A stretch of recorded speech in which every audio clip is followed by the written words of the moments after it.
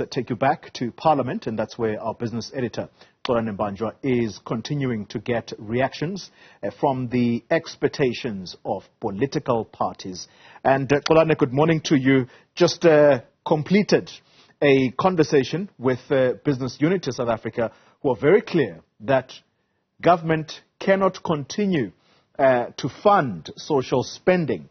If you will, it's got to now take the tough choices. I wonder if fellow political parties in Parliament do agree with that stand.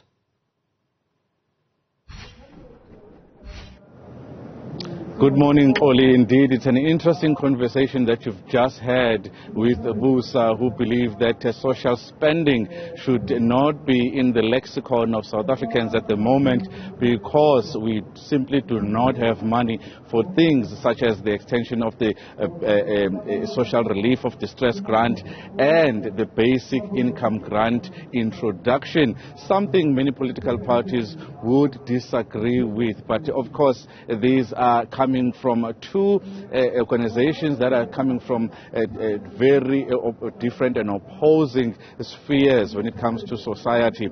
But I am not alone. I am with the EFF national spokesperson and member of Parliament, Sinawo Thambo, who is giving us their expectations as part of the build-up to MTBPS 2023. Sinawo, thank you very much for your time. As the EFF, what are your major expectations ahead of the MTBPS this afternoon? Look, as the economic freedom fighters, we expect if the minister is logical, rational and sane, he'll abandon the misguided approach of austerity and budget cuts as a measure to try and sustain the revenue base of South Africa's economy, because it has proven to be a failure. So that's the number one expectation. We expect self-reflection in that regard. Number one priority, there must be an installation of small businesses from load shedding, which is crippling the economy of South Africa. So the economic plan or mid-term budget by the Minister of Finance must give us a concrete and implementable strategy of how we are going to protect businesses from the ongoing load shedding that is happening in South Africa. We completely disagree with the talks that are going around about an increase in value-added tax, because that is going to be at the expense of the poor, and we are tired of the poor suffering the most for the weak attempts by the South African government to try and sustain the economy of South Africa. So it is not a strategy that is sustainable. And of course, there must be a development of off-grid and micro-grid solutions to ensure that there's a stable electricity supply in South Africa. And this can come through tax incentives to ensure there are inverters and batteries provided to households and small-scale businesses. But these are some of the observations and expectations that we would expect a rational Minister of Finance to have. So now, but the Minister of Finance has been saying in recent days that if we don't cut government spending, if we don't cut the number of departments that are there, and if we don't do those things, we are going to run out of money as a government come April next year. What do you say to that? Is that real fear from their side? Is that real, or is it made up, as some have been saying? It is probably real, and it is a result of their irresponsibility in terms of fiscal planning in South Africa. It's a result of them ensuring that those who are corrupt remain in the heads of departments and heads of institutions, and they continue funneling money into a hole of corruption and criminality.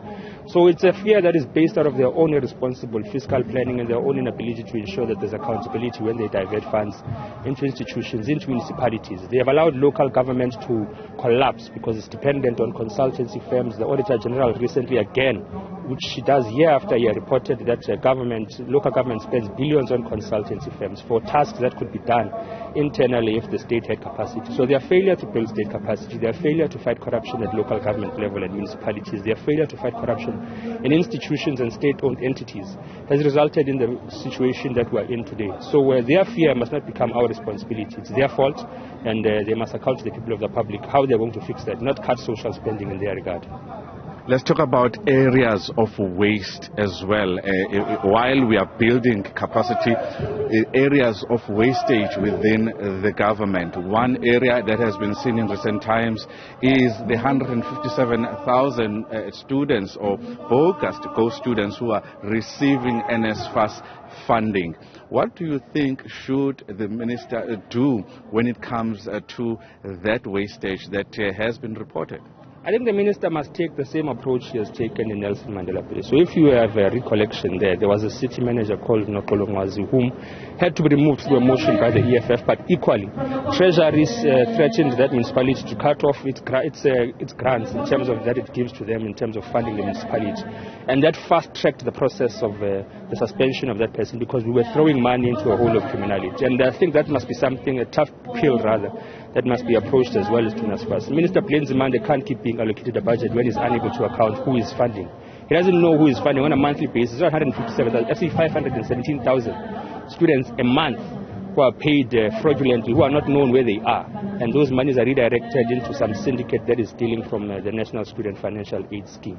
So Minister Mbanjwa needs to go as a priority, but also Treasury needs to have a firmer approach as to how they hold institutions such as NSFAS that are in charge of student funding, in terms of how do they use the budget that is allocated to them on a frequent basis. So there needs to be a firmer stance by Treasury in approaching how they deal with NSFAS, how they deal with NSFAS's board, how they deal with Minister Mbanjwa. He's proven himself incompetent, he's proven himself unable to manage that institution, manage that department, and we're throwing money into a hole.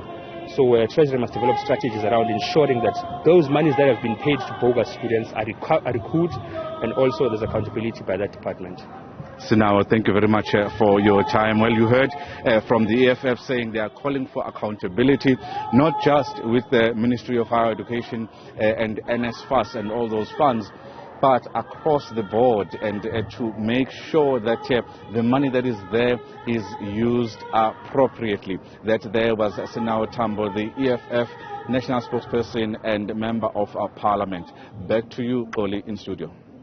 Newzroom Africa's business editor, Xolani Mbanjwa, thank you very much. Live for us outside Parliament there. To this